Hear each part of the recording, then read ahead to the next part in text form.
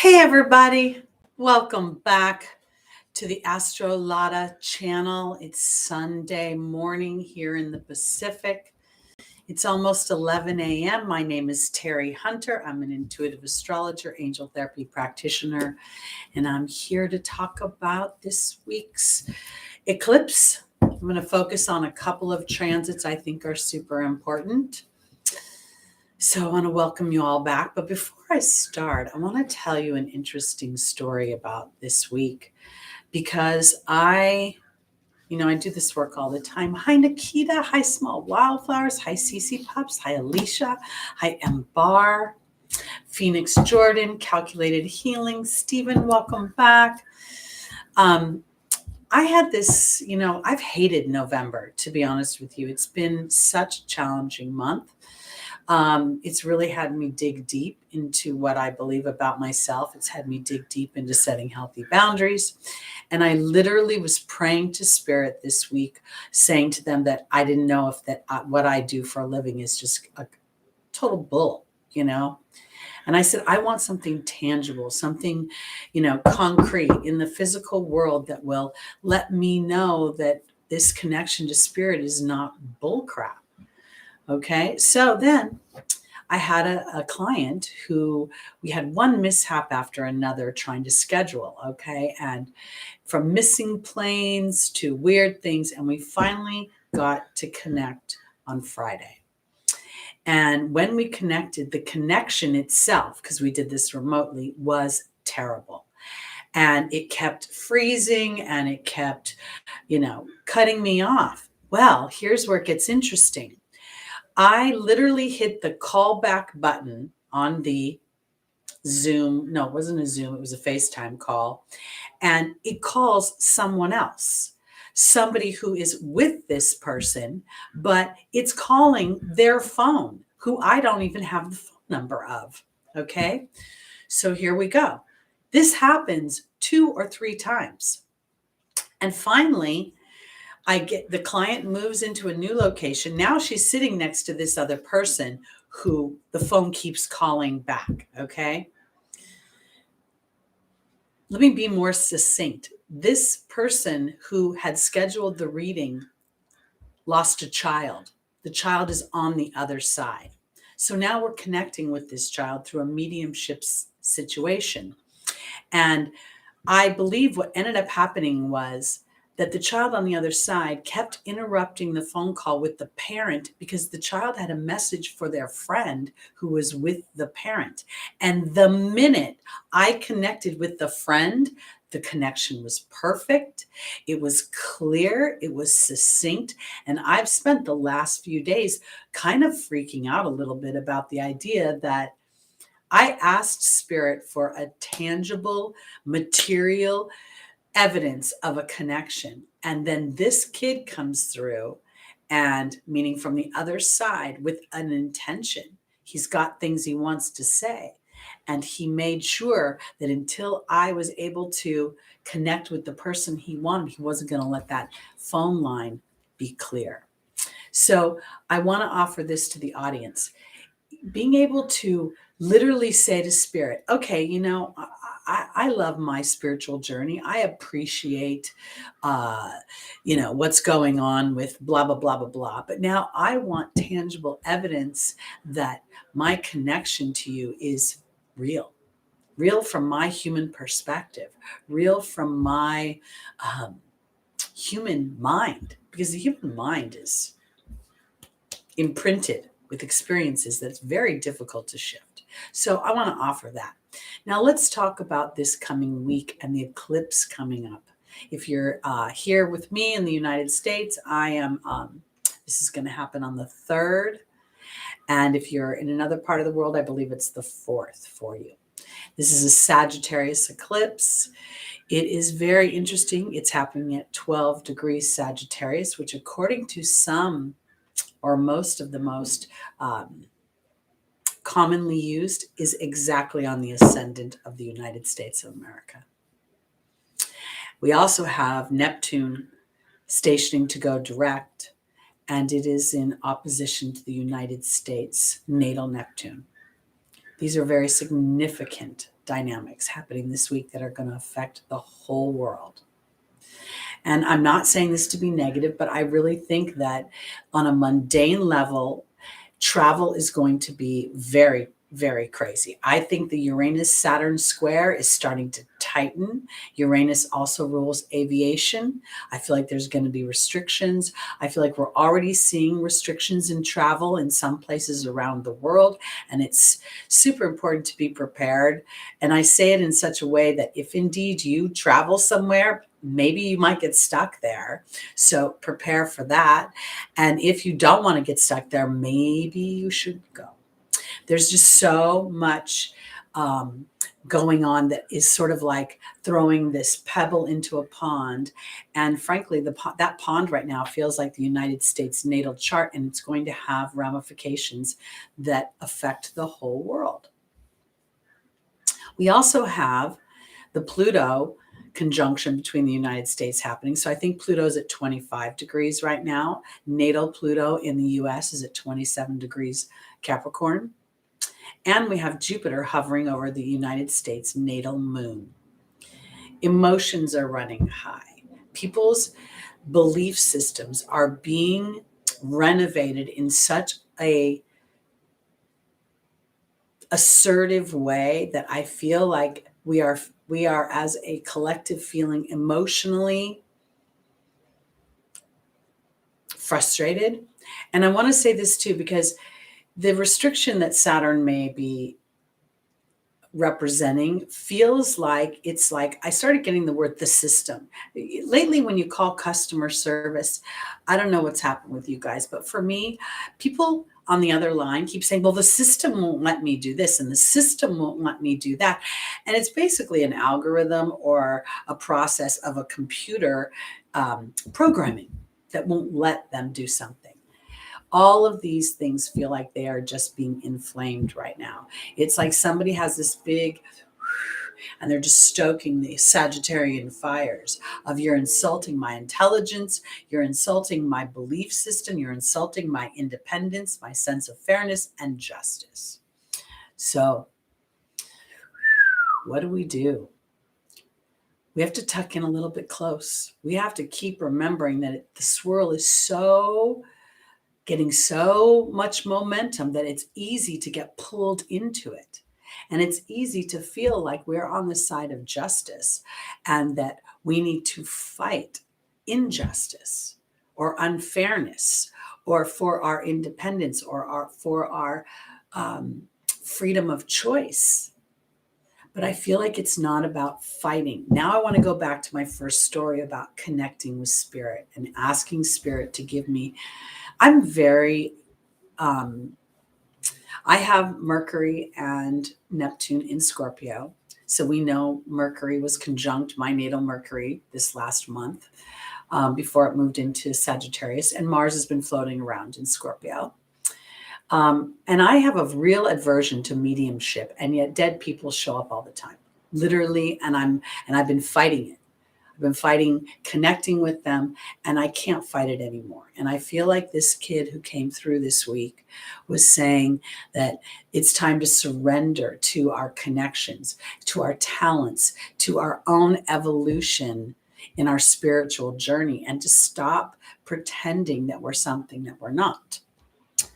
And that's powerful co-creators, because this literally was the answer to my prayers. And I was sitting there frustrated with the connection before I connected that my prayers were being answered.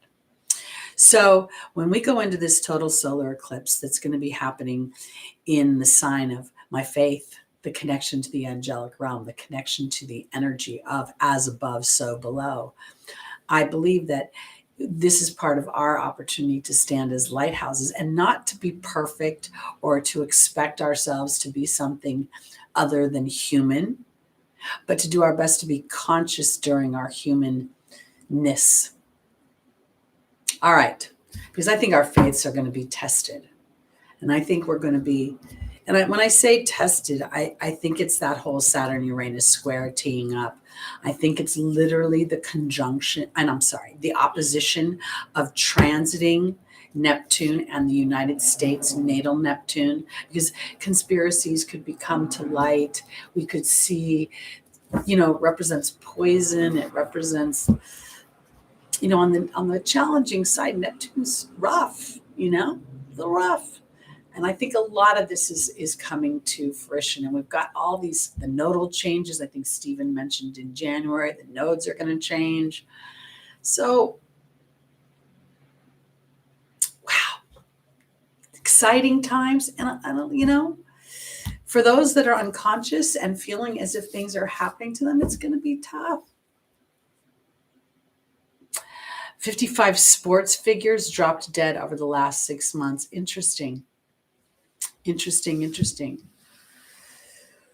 Oh, I don't want to get too controversial, because I really believe that the souls of these people that are standing in the spotlight for us to see are here for us to make conscious choices. And I want to offer this too, because it's so hard to stay positive. I'm really a strong individual. I am stronger than sometimes I like to be. And when I think about this last month and how much I've been like, almost feel like back and forth in, my strength and my co-creation, and then my frustration with the things around me. And I have to sort of kind of tuck in a little bit. That's the way I want to put it. Tuck in. God bad. I don't know what that means exactly. I don't think that God is bad. God is love to me. So this is where I'm going. I feel like overall, every one of these dynamics that's happening to us individually, as well as within our, I don't know what Nitro Nick is saying here. I'm getting a little confused. I'm not talking about conspiracy theories. I'm not interested in conspiracy theories. Do I know there are people behind closed doors having conversations that none of us know about? All you have to do is watch The Men That Built America to know that there are billionaires out there that are having, have opportunities and have reach outside of the average person. What I'm talking about right now is to be aware that this disruption and whatever is the next 6 months are going to light a fire underneath this world, and not a fire to bring destruction, but rather to be the phoenix that rises above the challenges, to make different choices. I believe, and this may sound controversial, but I believe the United States, in theory, was built on freedoms for all. But at the same time, there were no freedoms for all. There were freedoms for the people they thought deserved them. And then there were people standing behind them that had no freedoms whatsoever. So now we're going to get everybody to have freedoms. Freedom of co-creation, freedom of ownership. If you create a challenge for yourself, there's a reason for it. So this whole month, that's what I had to do, was seek, why did I create this challenge for myself? How am I co-creating this situation when I thought I was just floating along, me and my dog having a good old time? Then my dog's body goes into some sort of allergic reaction to all of this. And the digging deeper was I was being taught something. Jupiter sitting on my Chiron, teaching me that I'm even more powerful than I realized, because it isn't about conquering the challenge, it's seeking the wisdom of it. So here we go. That's the positivity I want y'all to look for, is what is the wisdom behind this challenge? Because the truth of the matter, at least for me, and if we all dig deep, is anything we have felt exhilarated by, anything we have felt triumphant over, any achievement we have made, is not because it came with ease. It's because it came with a challenge and we triumphed over it. Failure is only an option if we quit. Because every single challenge gives us a resource to feel more powerful and more able and more deserving of what we create. So I really don't think that fear is a problem. I think our perception of it is a problem. Thank you, Les. Had a good day with the blow dryer. And the humidity is rather low right now because the wind is crazy. It's been so dry. All right, let's get on to our readings, peeps. Yes, 145 Club. I do believe it's a restructuring and we should welcome it in some ways. Good morning, Michelle. It's great to see you today. And everybody else, Jenny B, hi. Eurydice, I think I said that right. Okay, here we go. Let's start with our Pisces, rising moon, sun, and stellium. So before I start, actually, sorry, Juan, let's be mindful. This week, Neptune is stationing to go direct. Neptune in its highest vibration is very spiritual and egoless. And the ego is not about deferring my wants to another human being. It's about being like, it's okay if you don't get me right now. I'm just going to continue on my path of creation, my path of my story, the path of my imaginations. And as I focus on that, then you'll see the wisdom of my choices.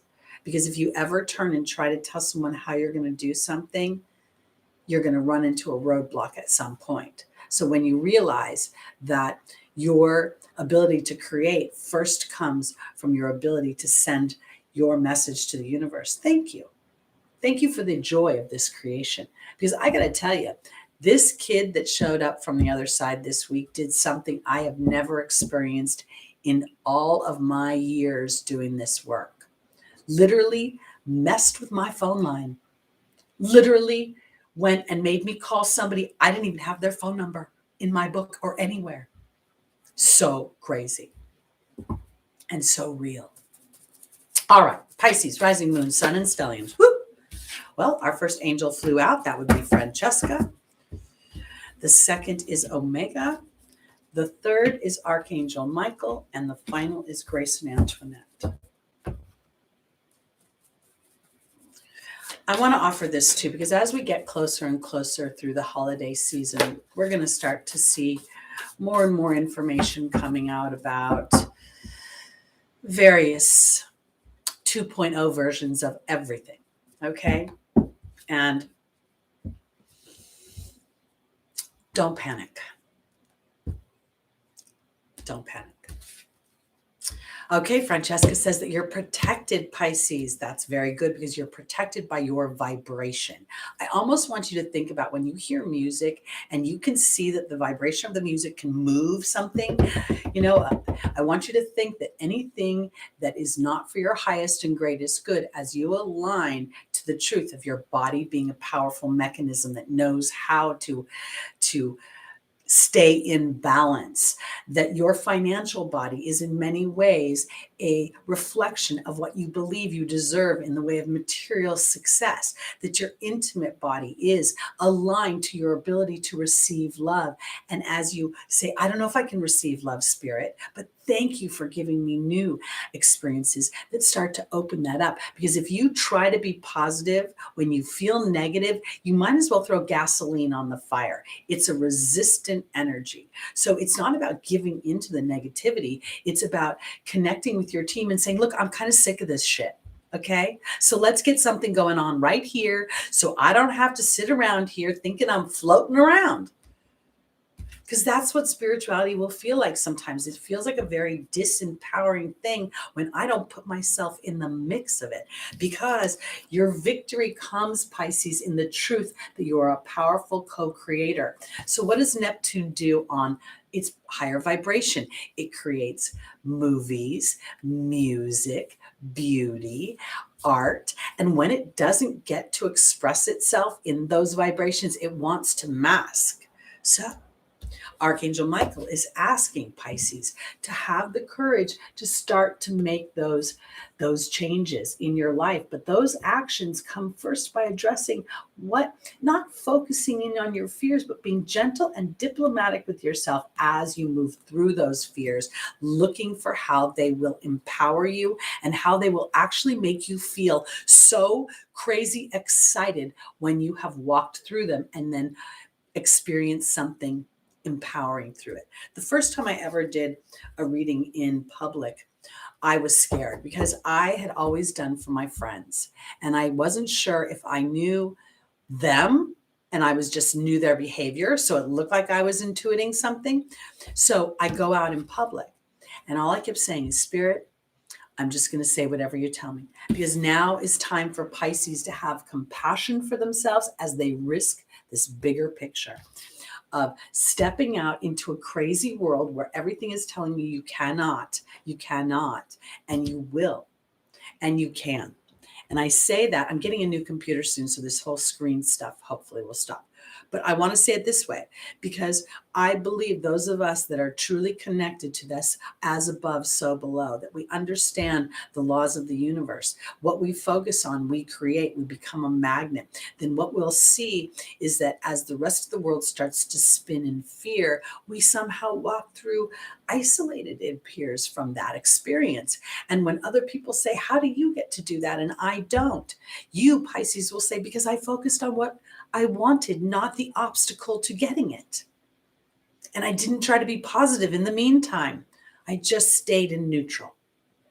Because this is your opportunity, and your obstacle is to stay connected to the truth and to feel powerful. So let me tell you about what happened with Lucky before I go on to Aquarius. Lucky has had some sort of allergy. Okay. We had this little thing right here, the lump I told you about a few weeks ago. It's still there, but it's not any bigger. But in the meantime, his ears got infected somehow. His whole body broke out into these weird bumps, rash. And I treated it with what I found naturally. And I've always had cats, so I know what to do with cats. And while I was crying and wanting to lay in my bed thinking my dog was dying, I kept hearing Spirit say, he's teaching you something. He's reawakening within you something that you already know. Now you need to be brave right now and seek out that wisdom and trust yourself, and know that when you take a herbal route, it might take a little bit longer for you to see results. Well, here it is. His ears are perfect. Are we still working through the rash? Yeah. Do I feel more confident? Yeah. Have I been constantly asking myself, would this creature want to leave? Am I happy so the rug's going to get pulled out from underneath me? No. That's what the average person would think. But because I have a connection to Spirit, I don't have to have an average experience. So here we go. All right. I do have a fire ascendant. It's an Aries, and I have a Taurus moon. I'm very rare. Okay. I don't know if the screen is dark. I'm so tired of this nonsense with the screen. Hopefully everything will go well in a few weeks when my computer shows up, whenever it does. All right, let's go on to Aquarius, and I'll try to be more expeditious as we move forward so we don't stay here all day listening to Teri roar like a lion. Aquarius, rising moon, sun, and stelliums.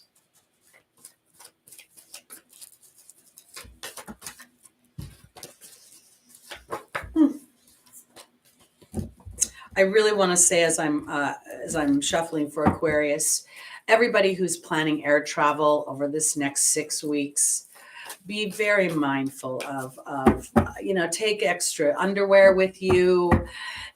Be prepared and calm for delays and potential flight cancellations at the last minute. I feel so much disruption around aviation right now. So the more you can be surrendering, bring a coloring book, bring a good book, bring something to entertain yourself, because you may get stuck on a plane, sitting on a tarmac. I don't know, but I feel like it's going to happen. All right, here we go. Aquarius, our first angel is Layla. The second is Ray. The third is Daniel. And the final is Archangel Michael.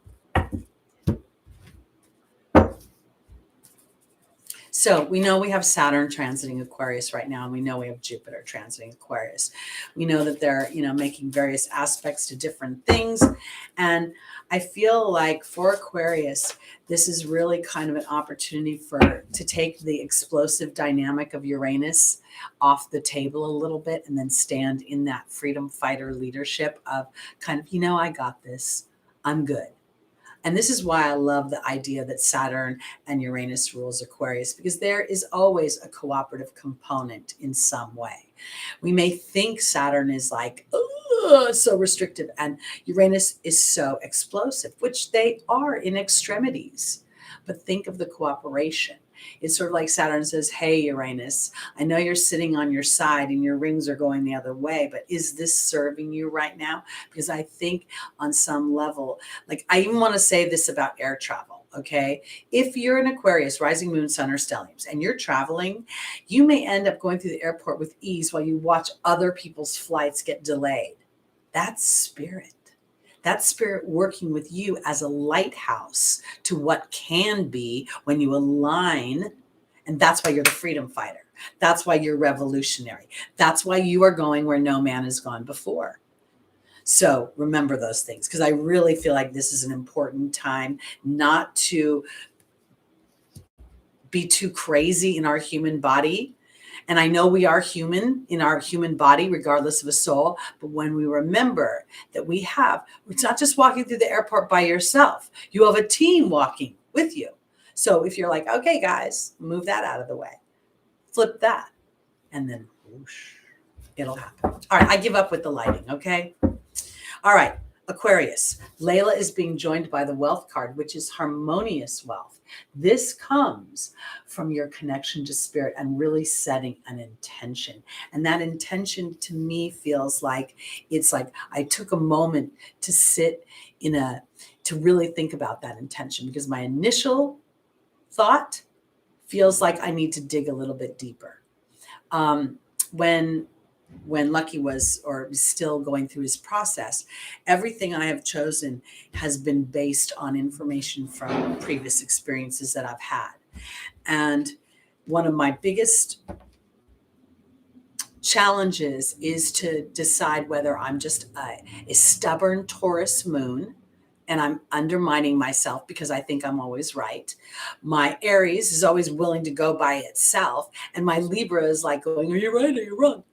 And I just keep having to connect with spirit. Give me evidence, because I believe that connection is going to make a very powerful energy for Aquarius to feel, rather than the oddball, oh my God, I feel so anxious right now. You remember Uranus rules nervous breakdowns. You could be feeling very anxious, but I think it can be transformed into, what's that anxiousness telling me? Somewhere there's an intuitive dynamic behind that anxiousness, because I think through, this is kind of how, I never told you guys this, or maybe I have, but it's been a long time.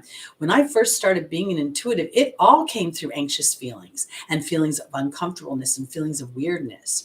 So I think as you connect with spirit, you will find a vibration that isn't love outside yourself, but really feeling comforted that you are part of this dynamic, this partnership that is going to shift the human experience from, oh, let's all have liberties for me, but look I got these guys enslaved behind me, because we are balancing how we view the partnerships and how we work in connection because of our focus.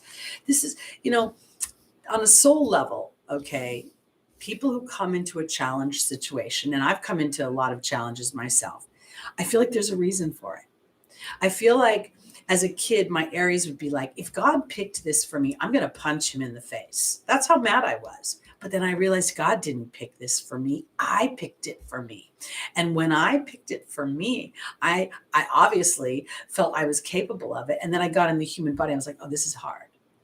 But as I was willing to go back and say, okay, if I picked this, then did I pick it just to suffer, or did I pick reward too? And when do I catch up with the reward? So Aquarius, now it's time to catch up with the reward, because here, as you're brave enough to step into what makes you feel harmoniously wealthy, what makes you feel like I feel good on this planet. And you know what? I don't feel good because you think I'm good. I feel good because I'm relaxing, or I'm on a boat, or I am in the garage tinkering on something I want to work on. Whatever's me, Aquarius is all about me. And not in a negative way. It brings it back to humanity and says, what do you want for you? Because look, as you are brave enough and courageous to start to step into what makes you happy, it's going to step into the physical earth. And I want to offer this too, because, well, our bodies apparently, through certain systems of belief, think our bodies are very weak and vulnerable to the rest of the world. No. That's not true. And your willingness to stand in alignment to your own desires and your own uniqueness is like a immune shot. It's like an immune booster. And then that indeed will inspire you to other actions that will then continue to empower your physical experience so that you can be thriving and happy when you claim your new independence. And I mean that when that independence is not about the shackles of other people, but the shackles of our own mind. All right, let's go on to Capricorn. Welcome, Samir. Welcome, Debbie Rule. Hi. Oh, I said hi to you. Okay. Eurydice. I don't know how to say that properly. Hi, Curtis. I think I missed somebody else. Hi, Sharon. All right, everybody. Here we go. On to Capricorn. I feel very Jupiterian. So Jupiter's sitting on my Chiron right now in Aquarius. So if I sound like a preacher, sorry. Got that expanded passion going on right now.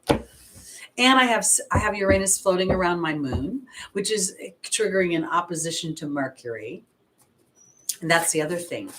Okay, so I know this is like, as I shuffled, as the United States experiences Pluto transit coming into conjunction with its natal Pluto, it is going to trigger an exact opposition to its natal Mercury in Scorpio. Well, no, in the 8th house of Cancer. Sorry. Got to think about that. Hey, 14 Ree, good to see you back.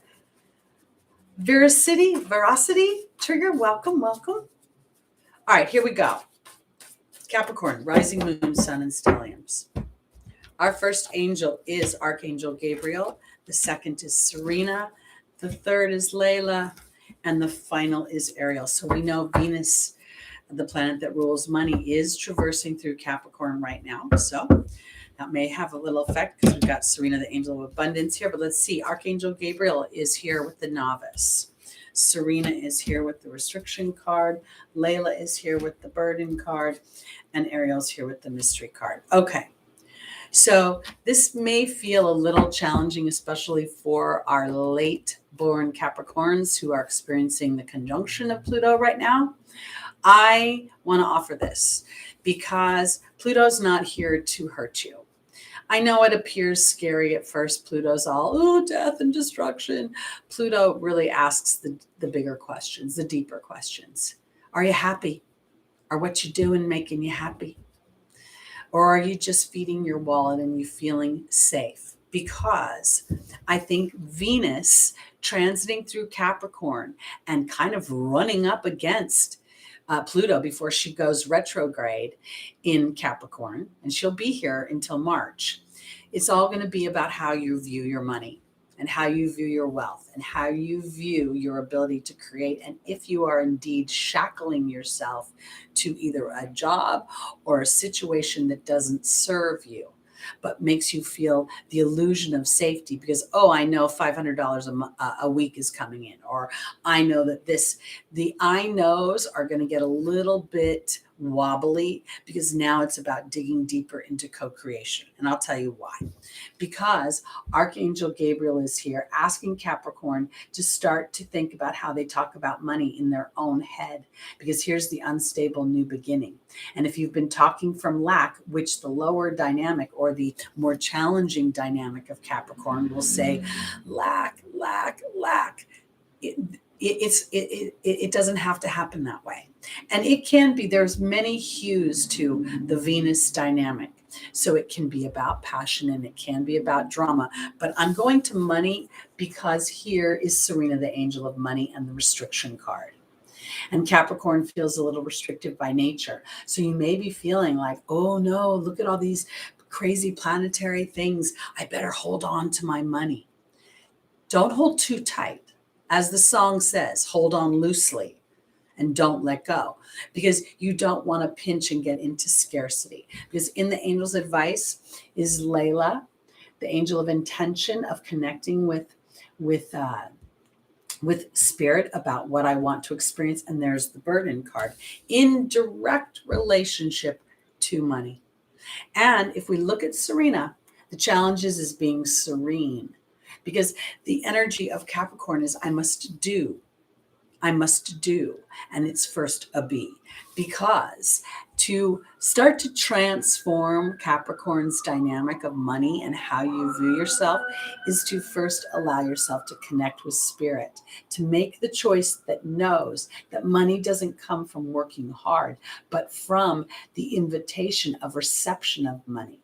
From spirit's point of view, money is really more of a receiving energy than it is about a doing energy. So as your ability to receive things becomes easier, then money becomes easier. If you look at people around you, it's kind of funny. There's kind of two camps. Some people are super good at receiving love, so their relationships tend to seem like they're flourishing, but they may be challenged in money.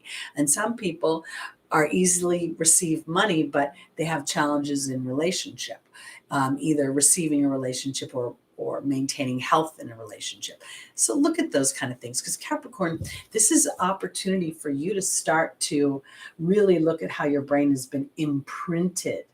There's this commercial. Okay, y'all who watch me know I watch a ton of television. I don't watch it, I listen to it. But there's a commercial that talks about, it's a weight loss program. And it literally seems to be addressing the psychology of weight. And there's a commercial now that talks about Joe or Bob, I don't know. And he was always told as a child to finish his plate. And this is part of the psychology of why he gains weight. Because anybody watching the commercial can see that he's not eating because he's hungry and fueling himself anymore. He's in a habit. So Capricorn, I know I'm a little wordy lately, but again, Chirons and Jupiter. Jupiter's sitting on my Chiron. What's your self-talk? Do you win when you self-talk, or do you have to work hard? Do you have to fight? Do you have to struggle? Do you have to fight the man to get what you're, because now it's time to choose not to fight, but to connect with spirit. And in doing so, you will have a completely new experience. And once you've had that experience a few times, it will become muscle memory inside of you. And then you'll go on to a new challenge. Okay, let's go on to our Sagittarius. This is your eclipse. Now we know that eclipses have a ramp up period, but they have a 6-month influence, and all of the dynamics. The United States has thought of itself as a world power for a long time. And as the United States goes through its Pluto return, it's having aspects in Chiron right now in Aries, meaning its natal Chiron has been in Aries. We have Jupiter coming up on its moon. So all of us are feeling more emotional, not just our own natal moon, but the emotion of our country and how we feel. In Aquarius, don't try to wrangle me in. So Sagittarius, here we go. Rising moon, sun, and stelliums. In this new moon, what do you want to create? What you doing, Buzz? Like you got a little cough. Not a cough, it's kind of a weird, like, I always think he's sucking up the dirt on the carpet because he's always sniffing. All right, here we go. Sagittarius, moving the story forward. Our first angel is Ray. The second is Rochelle. The third is Mystique. And the final is Vanessa.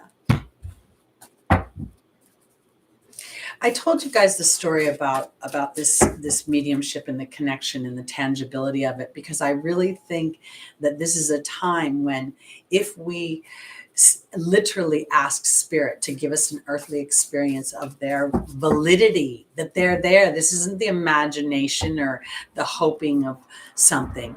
I feel like it will come through, and this will help build a momentum, because Sagittarius Ray is being joined by the Baird.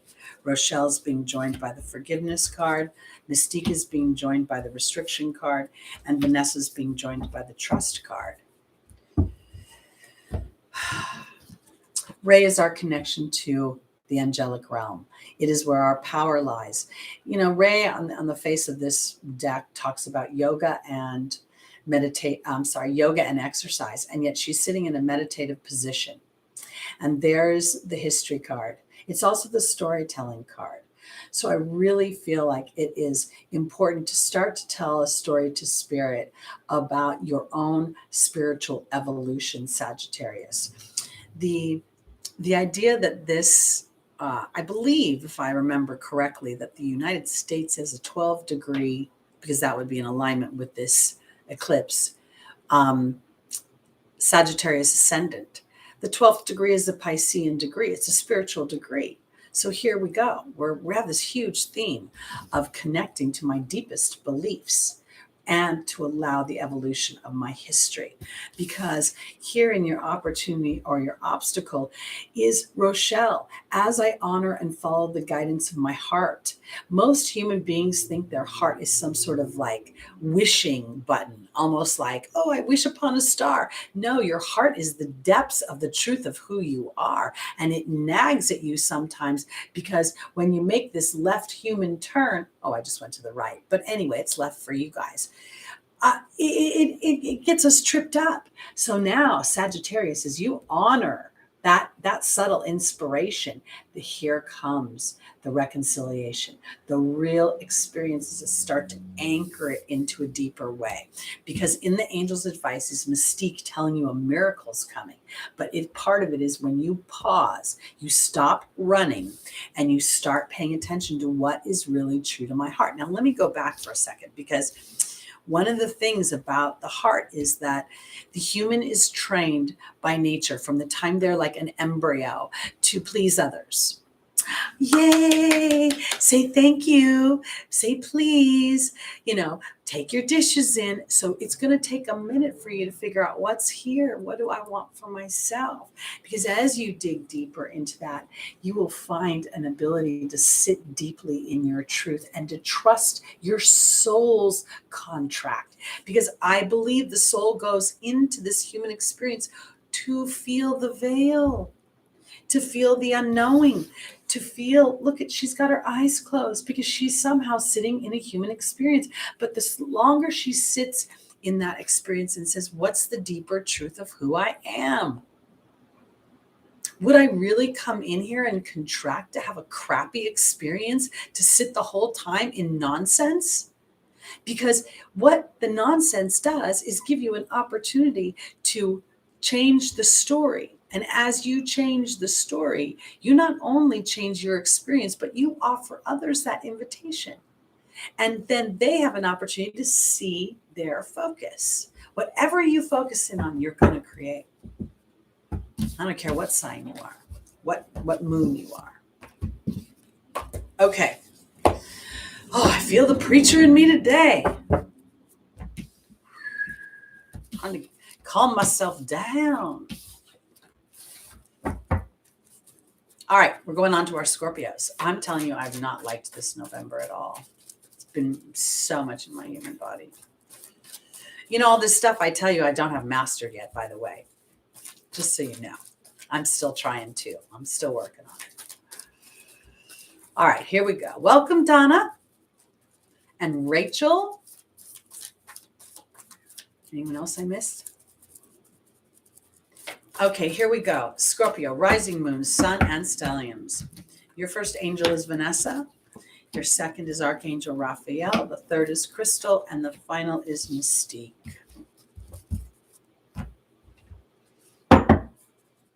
I got to say, when I go to Scorpio, the very first thing I think I'm looking at is the question, what are you pretending not to know, Scorpio? I say that because oftentimes when we feel unhappy, we think if someone else was being like this, or if I just had this, I'd be happy. But if we really dig deep, we'd realize that once one problem is solved, we just start focusing in on another one. We rarely sit in the accomplishment. And I think that's a little bit of an opportunity for transition. So here we go. Vanessa is all about faith or fear. Okay. And I got to tell you, faith is is really, I kind of want to put it this way, because sometimes faith feels like I'm waiting for somebody to ride up on a white horse or God to beam down from somewhere in the heavens and make something better.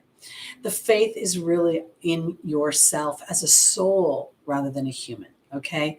It's a Scorpio that says, all right, if I chose to be a Scorpio and I chose to be ruled by Pluto, the planet of death and destruction, then I must, on some level, have agreed to rise like the phoenix. So what am I pretending not to know? Because Pluto is all about digging deeper in the heart. It's a fabulous planet with so much interesting activity, and it's not the furthest, but it's one of the farthest stars away from the sun. Maybe it is the furthest. I can't quite remember. Don't quote me, because I think there's a lot of stars that we don't even know about. But within our solar system, because Scorpio, Vanessa's asking you to look at your being energy, because this is an opportunity for victory. But where have you put your faith? Because there's a part of part of Scorpio that is about other people's money, about other people's, it's about inheritance, it's about taxes, it's about the challenging side of partnership, coming in after the seventh house. So what is your being energy? What are you setting up? Because there is a part of me that thinks that you have an epiphany to have here. And this eclipse this week and the idea of Neptune going direct is going to give you an opportunity to look at what is a story you've been telling yourself where you've been disempowering yourself. And it's really not about the other person, but about an exhaustion. I can only imagine being ruled by Pluto. And I feel like in some ways I am, because Pluto has transited every single one of my personal planets except my moon. And when it has transited the other planets, it's triggered aspects that hit my moon. And it's exhausting to go through constant transformation. But every once in a while, we choose an accelerated experience, because Merlin is offering balance, alchemy, and justice. And there's more for Scorpio on the horizon that you can't see. But you've got to be tenacious on some level and really be a detective within your own psyche. What am I pretending not to know? What I'm pretending not to know is that person, that partner, maybe they're not really aligned to me. Maybe they're a good person, but maybe they're not really as good a match for me as I'd like them to be. But if you just changed this way, we'd be a good match. Don't tell yourself that, because now it's time to really charge ahead, to expect miraculous solutions from this transformation that is being offered to you, because this butterfly does not transform easily. It is the caterpillar that goes, I'm dying. And right now, as humans, a lot of us could feel like metaphoric death is happening to us. Our freedoms are being pinched. Our ability to co-create feels oppressed on some level. Everywhere we turn, be afraid of this, be afraid of that, be afraid of this. Oh, 2.0 that. There's another version of badness coming at you. Take this. It's ridiculous. So now it's time to claim yourself back. Now it's time to be really kind of a little bit more of that stinger and be like, you know what? I'm not going to sting you, but I'm not going to let you sting me anymore, because I'm going to keep going, and I'm going to keep going and focusing in on me, because I'm here to represent that phoenix. I feel like I'm seeing the Judgment card in the tarot, where the humans are coming up out of the coffin, but their heads are illuminated because they now understand the power of their own. You're going to kill me when I say this. The power of the lies we tell ourselves. And now we're going to stop telling those lies. I'm not powerful. I don't deserve. I'm not pretty enough. My butt's not cute enough. My boobs aren't big enough. My wiener's not big enough. Whatever. Ooh, that sounds a little controversial.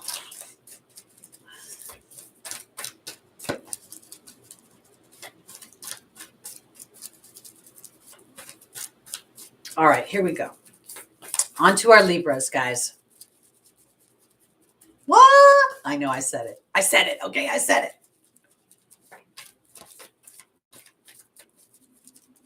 I'm in a crazy mood today. I don't know. I'm like fired up, and I don't know what's going on with me.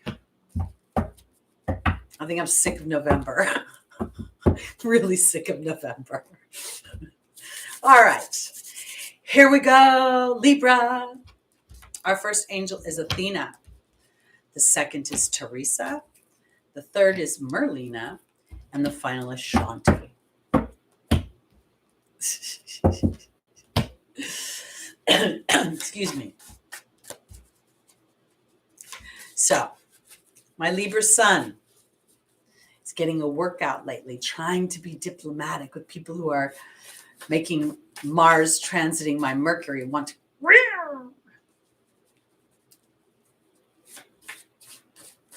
All right, here we go. I'm feeling super blunt lately and a little impatient. Okay, here we go. Athena is being joined by the Perception card. Teresa is being joined by the Grail Knight. What is going on here? Very interesting. Merlina is being joined by the Goblin, and Shanti is being joined by the History card. Literally, this is so weird, okay? Because these last three cards just flipped over in the deck, and we're sitting like this in the middle. So here's where I'm going for Libra. You know, Libra is a sign of cooperation, the sign of harmony, the sign of balance. But in the human definition, that feels like I'm harmonious to do what you like. I'm cooperative with what your perception is. And I feel like maybe it's time for Libra to truly start to be about the balance. I don't have to agree with you. I'm not necessarily being disharmonious because I don't align to that, because now it's time for Libra to really look at what your perceptions are. It's time to take that cooperative component of coupling and look at it from two people coming together to create one experience, not be absorbed into the other person's way of being, because it's time for Libra to look at your perception of things. Pardon my fingernails. I need a manicure. But anyway, because this is time to lovingly assert yourself into the idea that sometimes through disagreement or disruption or a lack of alignment, we actually perpetrate balance and alignment. Because Teresa in this position, to me, feels like it's talking about other people and worrying about other people's opinions or other people's perceptions. And the Grail Knight for me is holding the cup. Fill your cup up, and it's time to stand to your truth. And I want to offer it this way, because the truth does not have to be negative. The truth could just be what it is. And if you think about it, as a Libra, sometimes when we know we're going to say something that another person may not respond to favorably, we start to tee up that, oh God, we're going to get resistance. So if you can look at that dynamic as a co-creator and say, well, I'm not saying anything bad or negative. I just don't want to go to that party, or I don't want to do the dishes, or whatever it is, because in the angel's advice, Merlina is here saying you're confused and indecisive because your ego is telling you that you have to keep pleasing other people. And I don't think this is to be disruptive about other people. It's more about putting yourself in the equation, because now is the time to make peace with your story. And I think your story is that you have not been recognized enough, or you're being, the shadow side of Libra is to be kind of absorbed by the partnership, absorbed by the contract, absorbed and not being seen as an individual.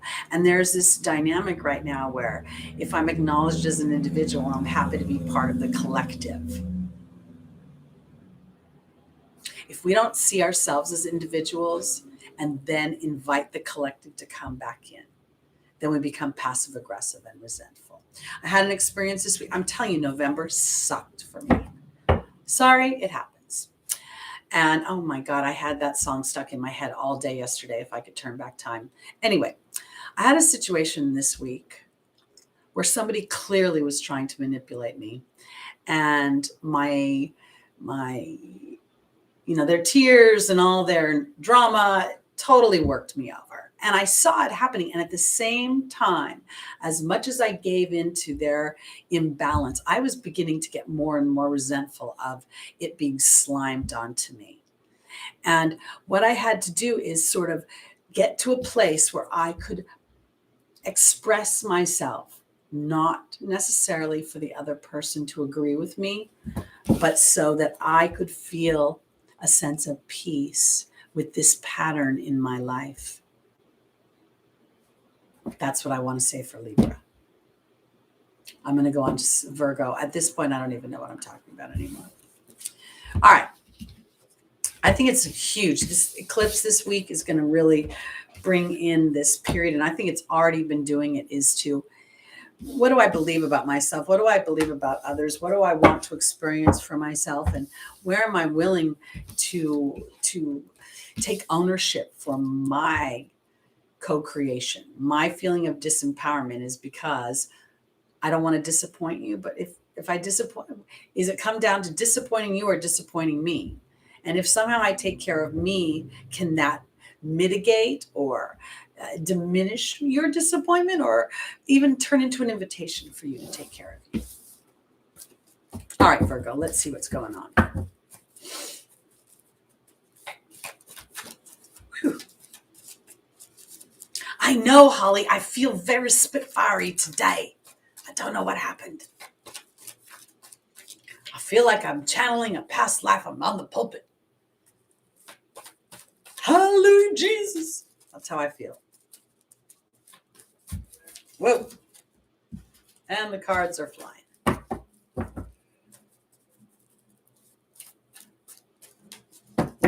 All right, here we go.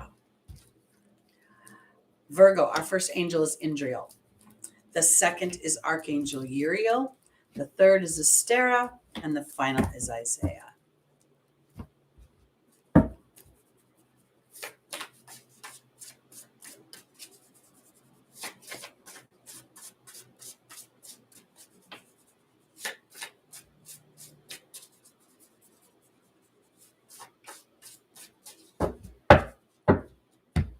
All right, Indriel is being joined by the partnership card, Virgo. Archangel Uriel is being joined by the cow. Astera is being joined by the letting go card. And Isaiah is being joined by the disruption card.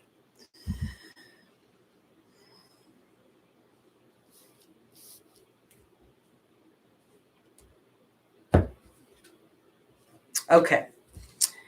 I want to offer it this way, because when I first looked at this, I felt like there's this little energy in Virgo that's feeling a little bit like I'm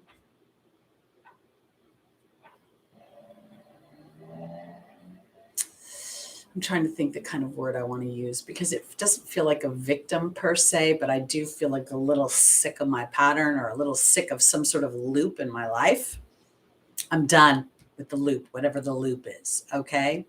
And I want to offer it this way, because I have Pluto and Venus in Virgo, and I also have Saturn in Capricorn.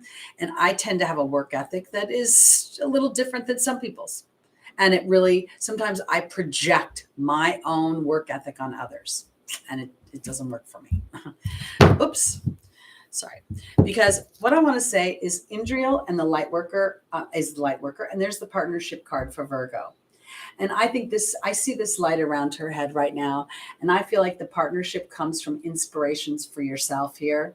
I feel like it's because this Archangel Uriel is frustration and anger, and there's abundance and receiving. And so the first thing I feel like is somehow Virgo is over delivering, over working, taking care of others in a way that's a little bit too much about them and not enough about you. And when you start to get into that loop, it's hard to get out of it, because it almost feels like the other energy is like, I need you, I need you, I need you, I need you. And I had somebody that's like, literally, like, people sometimes use very manipulative words, like, I don't want to be on this planet anymore. And when they say that to me, I feel like they're trying to make me continue to make them feel better. And I don't want to do that. That's not my job. I can't really do it. So this is where I'm going with Virgo, because whatever the obligation is coming at you from the other side, I think you're sick to death of it. And I think you just want to be released from it. But you're going to have to give yourself permission to move away from whatever it is. because and the angel's advice is the fear card, or is letting go, which is moving away from fear, and Aster is reaching for the stars with your dreams and desires. So let me offer it this way, because sometimes going in and saying to a person, I'm not doing that anymore, I'm not doing that anymore, it only creates resistance, which then creates guilt, which then creates the same situation going over and over again. This is the conversation inside your own mercurial head, Virgo. This is the story you tell yourself. You know what? This is about me right now. And while I appreciate that I enjoy being of service to others because that's my natural energy, maybe the greatest way I could be of service to others is to be of service to my own inspirations right now. Maybe you need a break because it sounds like you're getting frustrated and a little annoyed with overgiving, and it's time for you to receive. But if you're going to receive, you can't look at that person and go, give to me. You have to give to you first.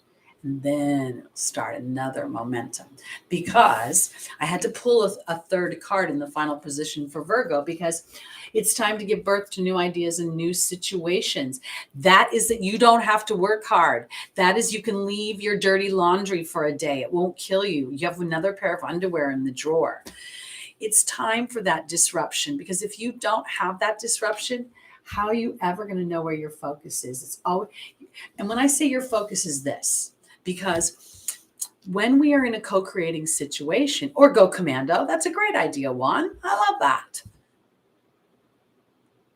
Are you our one? That's not our one. That's another one C. Wow, that's cool. Anyway, because I want to say it this way, because Virgo, there's this sense of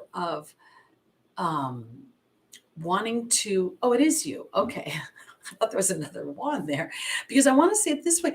I feel like this partnership with Indriel is really about this inspired idea. The inspired idea that, you know what, maybe my true service to you is to make myself not a dominant priority, but as important as I make the other situation. And I really want to talk about this in the form of a work situation, because most of us feel trapped in our work. I have to do that. I need to bring home money. I need to. So starting to say to spirit, you know what? I'm looking forward to inspired ideas. And right now I understand that I'm frustrated, but give me the experiences that help me receive more effortlessly, so that I can be of true service to humanity. And that's the thing. Because I got to tell you that if we didn't go under the veil of unknowing, if we didn't go into these human nasty little bodies, honestly, that are so dense and restrictive, we wouldn't know what it's like to conquer. And I don't mean conquer other people. I mean, get out there and express ourselves and sing and be applauded and to create in this vibration that's very Venusian. So now let's go back a little bit, okay? I know I'm crazy right now. I don't care.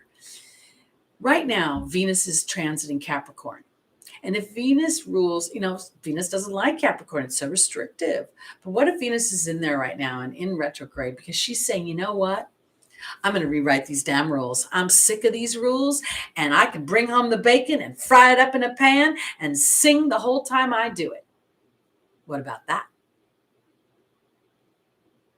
Ooh, I'm thinking nobody wants to take any prisoners today. Everybody's saying, I want to go to the highest vibration. I'm sick of this key words for every sign that just pigeonhole me. I'm going to do something different. And I believe the Capricorn's like, all right, I'm willing to transform. Pluto's been going through my sign. So what I'm going to do is start to see if the way I'm behaving is really in alignment with what I want. And if it isn't, I'm going to be brave enough to just take it one breath at a time. Because don't take a step until you've taken a breath. All right, let's go on to our Leos. I don't even know what is on. I swear I don't even know what's happened to me. I feel like I've been possessed. Not in a bad way, in a good way. I just feel so passionate and rawr today. All right, here we go. Leo, rising, moon, sun, and stelliums.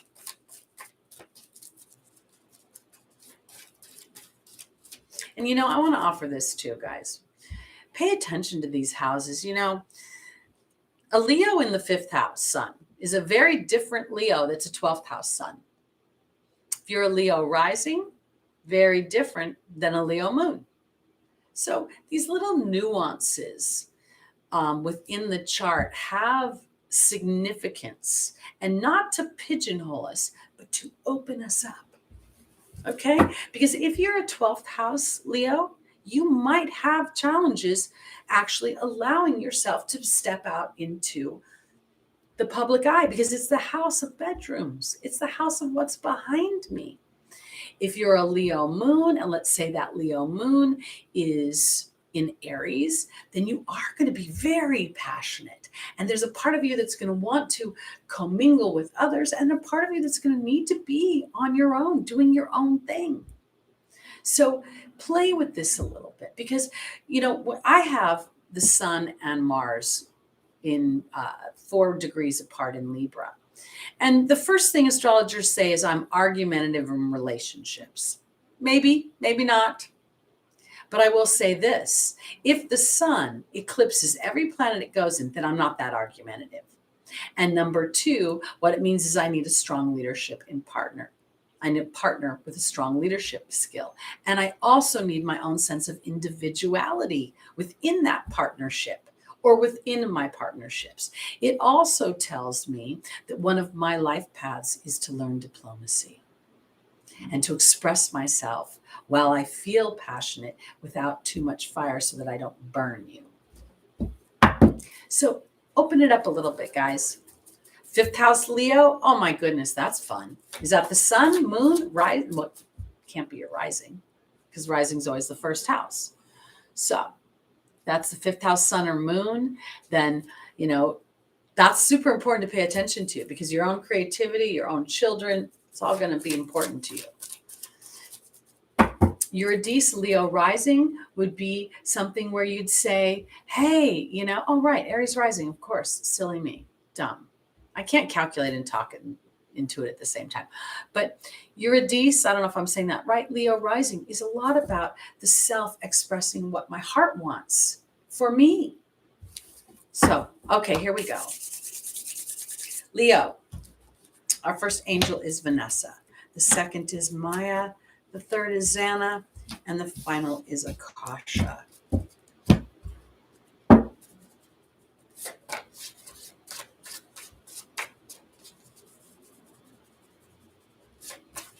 Oh, Belinda, you're going to need to know your time of birth.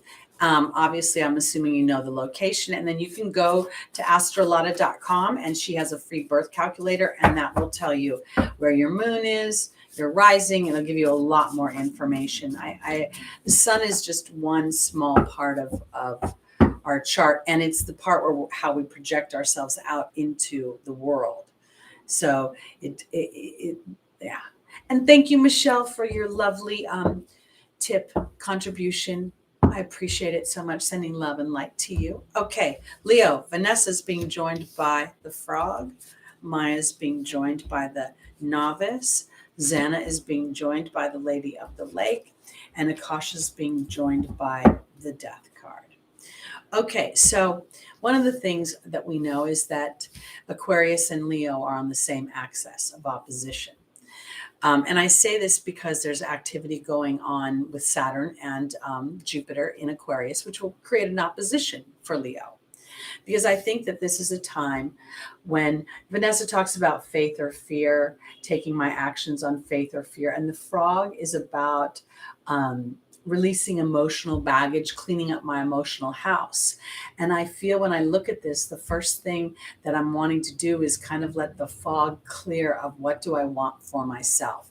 Again, there's this sort of feeling right now in general for Leo that there's a new beginning happening. And it's a new beginning in the sense of, I feel like I've been going one direction and I thought I wanted this, but maybe I wanted it because the audience around me was applauding me for that. And now when I take a second look, maybe there's other things I want for myself that the audience might not understand right away. Because in the opportunity or the obstacle is the new beginning. and Maya, schooling and education. And I don't think this, I mean, some of you may be going back to school, you may be of school years, but this is a self-education of offering yourself a new beginning on what you want for yourself, a new chapter, an evolved version of yourself, new wants and desires. The things I wanted when I was 20 are very different than the things that I want now at 62 years old.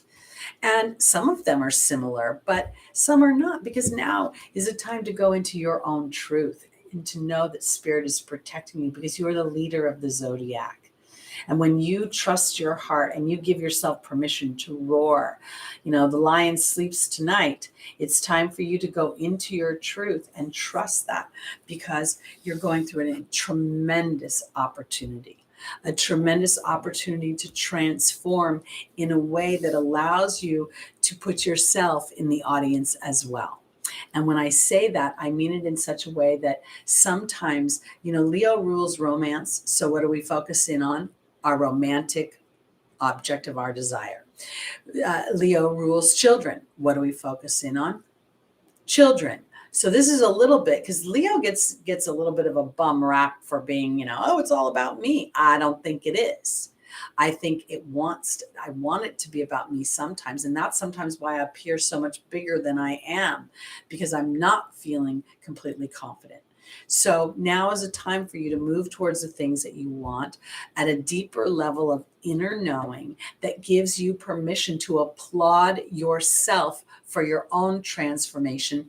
And then the outside audience can come in and complement that versus have it be the be all end all.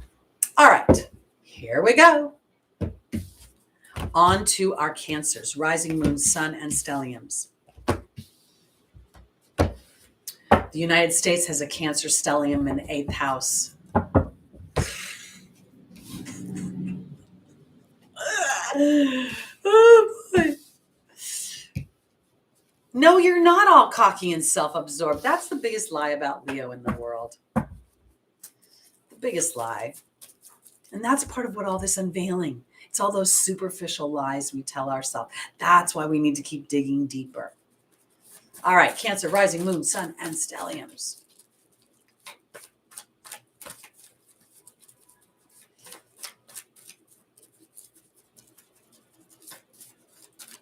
Michelle Kavanaugh, it is my pleasure. Awesome. Thank you for joining us today. Leos do make great teachers. They make great parents too. Fun parents. Every Leo parent I know, whether it's rising moon, sun, and stelliums, is like so much fun. They're like, yes, let's go do it. Yeah, let's go do it. You want to go do that? You want to go do this? Let's go. I love that about Leo. All right, Cancer. Our first angel is Isaiah. The second is Archangel Michael. The third is Indriel. And the final is Astera. Thank you, Flamingo 2. I did have a good day with the roll brush, didn't I? Okay. Gemini parents too. That's very true. They're fun as well. I'm not going to say the other parents aren't fun. That's, I don't want to say that. But my experience of my observation is that, I'm more like, hey, let's play a board game. Leo's like, let's go do something. Let's go to an amusement park. Let's go ride the roller coasters. All right, but we're on Cancer now. Cancer, rising moon, sun, and stelliums. We have Isaiah and the risk card joining together. We have Archangel Michael and the movement card and the opportunity or the obstacle. We have Indriel and the Queen. And we have Astera and the restriction card. Okay, so Cancer. Isaiah talks about giving birth to new ideas and new situations. And then we have the risk card. And the risk card is really kind of like, a lot of people laugh at me, but since Donald Trump ran for his first presidential candidacy or whatever, I always thought of this as Donald Trump. And I'm not making any commentary on the man himself, but his razor focus on his goal, his ability to push out every naysayer, every obstacle, every person who laughed at him was amazing. Now we take this into the Cancer energy. Cancer is all about nurturing. It's all about home and hearth and other people. And now, how are you going to take care of those other people if you're so selfish to be taking care of you? Fabulously. That's the risk. It is time, Cancer, for you to put yourself at the forefront, at the priority, at the top of the list. Because when you risk that, things are going to shift. And I want to offer it this way, because what I think you'll start to see is actually receiving more love and warm and fuzzy things than you can possibly have imagined before, because you were so busy focused on taking care of other people that you may have inadvertently missed when people were trying to help take care of you. Because Archangel Michael is the protector, but he's asking you to have the courage to actually risk a new idea about something. And that new idea is that if I take care of me, how will all the other people in my life be taken care of? Fabulously. Because solutions will show up out of nowhere. Resources will show up out of nowhere. But part of it is your willingness to connect to the idea that the true energy of the feminine is receptive. It does not push. It does not seek. It receives. So as you receive, you become more and more inspired by that. And you become more and more able to nurture the people you love in a more balanced way, which empowers them. Because here, I think it's going to take a minute. There's the restriction card. It goes with the risk card, because you're going to have to reach for the stars with your dreams and desires. And you're going to have to take a minute to dig deep, because your first thought, Cancer, is going to be habitual. It's going to be patterned. It's going to be like, I have 3 kids and a husband. I don't have time to take care of me. What if your husband was like, honey, take care of you? Because that's going to take care of all of us. This is a much bigger picture. And that taking care of you is not a 5-minute, situation or a temporary bath, with a quiet door. This is like a long kind of a longer version of what you want. Something where you decide, this is for me, just me. And I'm going to go the journey of that discovery and continue down it, because I think there's a bit of a Saturnian energy that has to happen here. So now let's think about the axis of Cancer and Capricorn. Capricorn can be a little bit unemotional. We need to do it whether we like it or not. And Cancer wants to make everything warm and fuzzy. Now we need to find balance between those two things. So I think this is about Cancer risking the idea that if indeed you take care of yourself in a bigger way, in a way that actually fills your soul, it's not just about being of service to others, but how does the service also help me to feel fulfilled? Then we're going to start to see a real shift. Belinda, I want to say this, that I think that being of an age where you were absolutely taught that taking care of yourself was not only narcissistic, but it was isolating. That's not what people did. They have to always think of others. So now we have to rewrite that. That's what this revolution that's going on right now is, realizing that when I actually fill my own heart, I'm not being selfish. I'm being selfless, because I'm offering people an opportunity to do the same. Okay, here we go. On to our Geminis, rising, moon, sun, and stelliums. Oh, I just dropped the whole deck. I'll be right back. Okay. I can't wait to see when the new computer comes, if this stupid lighting works better. Okay, here we go. Hey, Welsh Roses, welcome back. Haven't seen you in a long time. Congratulations on your new home.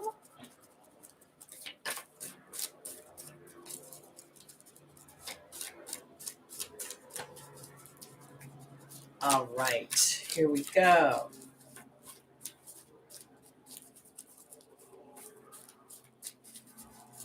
This is for Gemini, rising, moon, sun, and stelliums.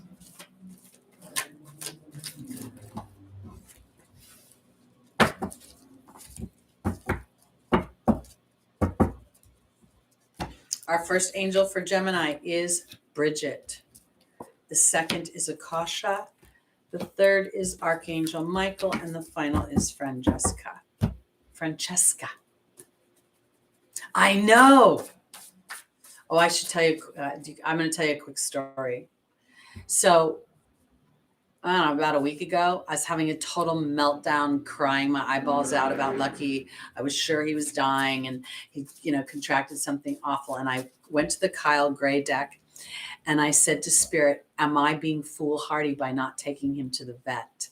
Am I being foolhardy and am I putting him in danger because I'm choosing to trust this the herbs that I know and the herbs, my way of natural healing? And I'm crying and I'm shuffling and two cards fly out of the deck. Mother Earth and the Heart Guardian. And they're both all about feeling loved and comforted. And I was freaking pissed off. I'm like, I don't want to hear about love and comfort right now. I want to know if what I'm doing is right or wrong. I'm so frustrated, right? And then all of a sudden I look down at the two cards and I realize Mother Earth is all surrounded with foliage. What am I asking about? Are the herbs that Mother Earth created going to help heal my dog? And then I got the Heart Guardian.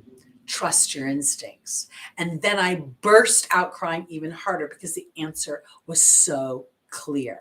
I'm telling you this story because it's important for y'all to connect with your team. And if you want to get a little pissy, that's okay. It's okay. They don't really care. They understand we're going through hard times, but you've got to look deeper for the answers. And in Gemini mind, you could go back and forth, right, wrong, I don't know. And that's when you're going to have to kind of push the lobes aside and let the heart come through the middle. Okay? Bridget is being joined by the restriction card.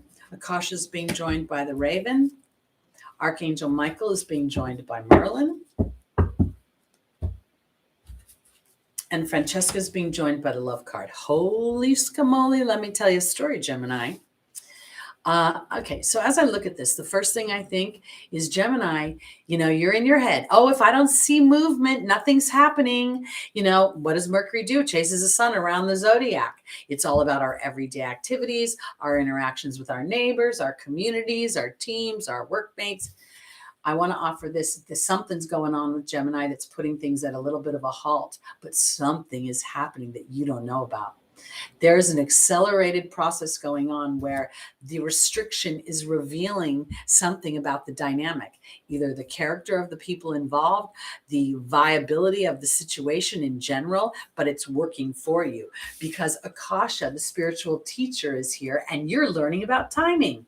And you're learning right now about sometimes how you got to go into the darkness of your mind that tells you you're not going to win, only to rise back up and realize, oh, it's a timing situation because Archangel Michael is asking you to have the courage to think a little bit differently. And that is that you are going to win, that everything's going to alchemize because in the final position is Francesca saying, what do you visualize right now? Negativity will block your progress. And there's the Love card.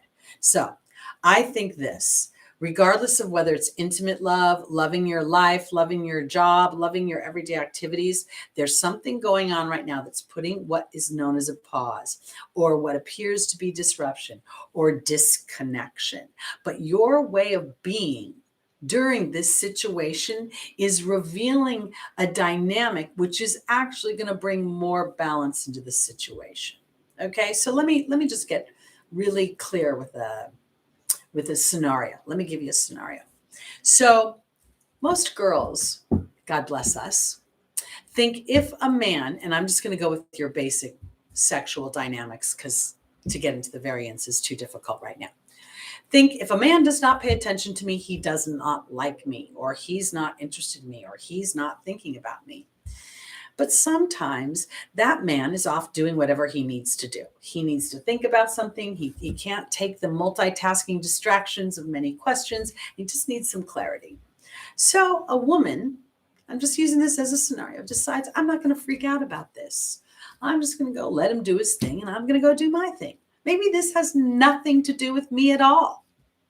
And maybe as a result of you realizing that and going and doing your own thing, you teach that person something about your reaction. I'm not panicking. I'm not freaking out.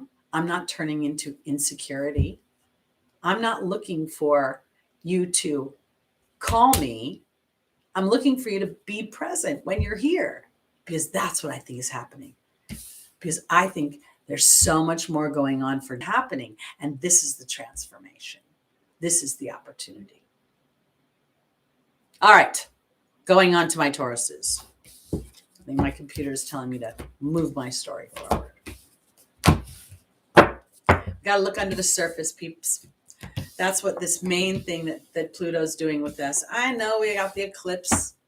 And we've got talking about our beliefs, but Pluto's asking us to dig deep about what we believe. And the first thing you get to believe is that you deserve everything that you want. And there's things you want that you don't even know you want because you haven't gotten to that part of the road yet. All right, Taurus, here we go.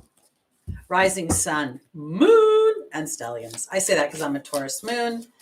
And if you know me, you can feel the bull in me. That would not be the bull, you know what, but just the bull. Stubborn. All right, Taurus. Our first angel is Azure. The second is Ariel. The third is Francesca. And the final is Patience.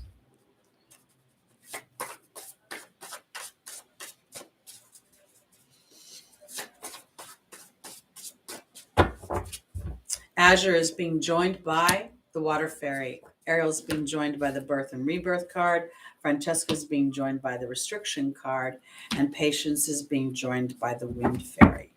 Okay, so the very first thing I want to say for my Taurus rising moon, sun, and stelliums is Azure says your desired outcome will happen in the near future. Have patience and faith and don't try to force it. And then we have the Water Fairy. So let's talk about the Taurus Scorpio axis. Every opposition is a cooperation of some kind. It may not appear to be on the surface, but it is. So what is Spirit saying to you for this eclipse week and this next 6 months? Taurus, it's time for you to get into your emotional body, into your intuitive body. When you look at my chart straight up, I don't look necessarily like an intuitive. Yeah, Neptune and Mercury in the 8th house, and my Taurus moon would make me very earthbound, but it is actually something that is a little bit more hidden, and I have to trust it, because I really think this is about trusting an evolved version of Taurus's emotional and intuitive body. Taurus 12th house, absolutely something intuitive, because here we have Ariel saying new psychic and spiritual experiences are changing the way you view yourself and others, and there's the Birth and the Rebirth card. And I feel like this is so important because Taurus, it's an earth sign, so it wants to see things on the planet where we can. There's a little shadow side to Taurus wanting to see that security. But now Taurus gets to know that I am creating that security, starting with my emotional body and my willingness to hold space for my own abundance, because I am being rebirthed as I know that Spirit is working with me to bring about my material resources so that I feel comfortable and can move forward to the next stages of my life. Because in the angel's advice is Francesca saying, what do you visualize right now? And this is not restriction now. This is not being imposed upon me. It's what is giving me an opportunity to see, where is my focus? Because when my focus is on lack, I tend to create more lack. Now, what I've learned as a Taurus moon is that when things start to feel like they're quieting down, I'm usually tired. So if people aren't calling to schedule, it's because I need a day off. And if I honor that day off, then what will end up happening is people will call to schedule. So I want to kind of shift this around, because now I'm looking at the Wind Fairy, not necessarily as my thoughts and analysis, but my observation of my own thoughts. Because this is for Taurus to go from their emotional, to start to marry your emotional body and your mental body. The little energizer bunnies, that's funny. Because this is truly one, too much emotion will drown us, and too much thought will stifle the oxygen in our lungs. So I want to offer it this way. This is an opportunity for you as a Taurus to start to observe the dominant thought process. Am I worried, worried, worried, worried, worried? That worry is creating and kicking in the laws of attraction. So now I go, okay, Spirit, I can't help but worry. I have bills to pay. You see the stack of bills? You see my little bank account? I'm just using this as an example.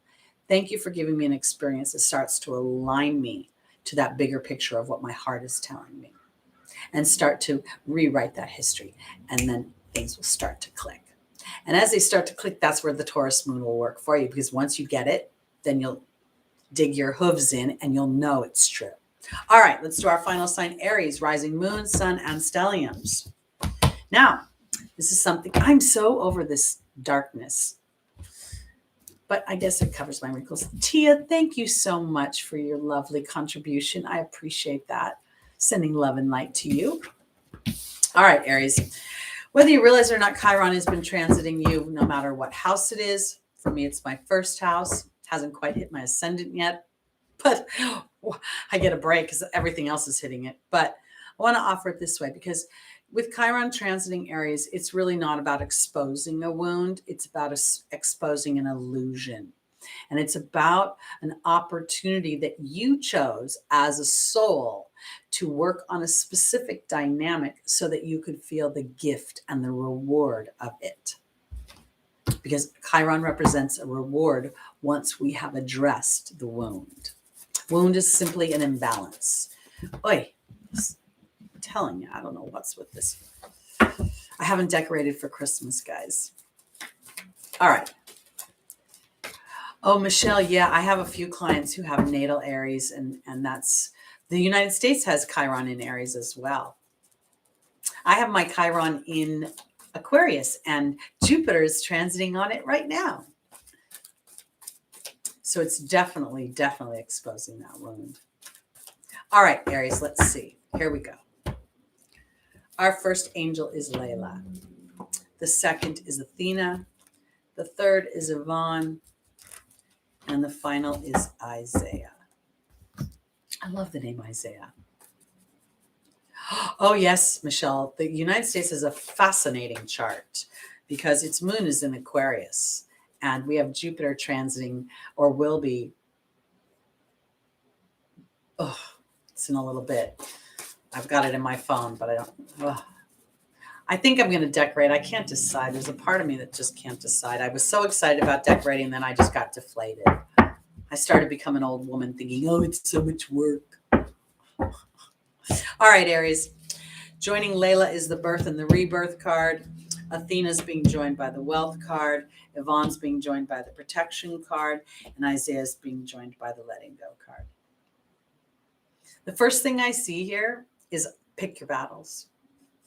That's what I feel like. I feel like Layla's saying, what's your real intention? And sometimes we're in a habit of oh my goodness, I'm going to say it. We have a certain habit of being mad about something. I'm going to say it.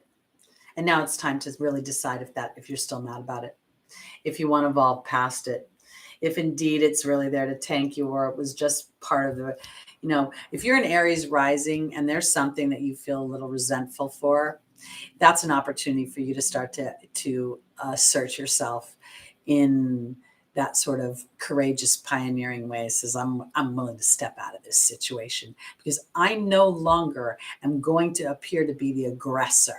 Okay? Because I'm not an aggressor. I'm an Aries who's a truth seeker. And if you keep trying to feed me your nonsense, you will trigger the warrior in me. But I'm conscious enough to know that I no longer want to be triggered unconsciously.